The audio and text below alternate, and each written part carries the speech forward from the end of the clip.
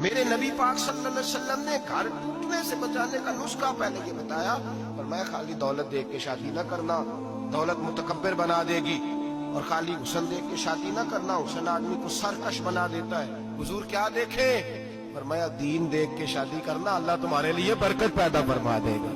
دین دیکھ کے نکاح کرو، دین دیکھ کے نکاح کرو۔ محبوبہ یہ دین والا لفظ کس کے لیے ہے؟ فرمایا ادھر آؤ، کائنات میں اگر اللہ نے سب سے شان والی بیٹی دی ہے تو مجھے دی ہے، اور میں اس علی کو دے رہا ہوں جس کا مکان بھی کوئی نہیں، کاروبار بھی کوئی نہیں، جس علی کا بظاہر کوئی بینک بیلنس نہیں، کوئی مربع نہیں، کوئی شے نہیں۔ حضور علی کے پاس کیا ہے؟ فرمایا میرا علی عشاء کے بعد قرآن شروع کرتا ہے تو فجر سے پہلے پہلے ختم کر دیتا ہے۔ میرا علی صبح کی نماز کے وقت تلاوت شروع کرتا ہے تو ظہر سے پہلے قرآن مجید پڑھ دیتا ہے۔ فرمایا رزق کھاتا ہے، تھوڑا کھاتا ہے پر حلال کا کھاتا ہے۔ فرمایا پاکیزہ روٹی کھاتا ہے، اور جب میدان میں نکلتا ہے تو برادری کے لیے نہیں نکلتا، جب تلوار لے کے نکلتا ہے تو یہ مکے کے لیے نہیں لڑتا، یہ تلوار لے کے نکلتا ہے تو قومیت کے لیے نہیں لڑتا۔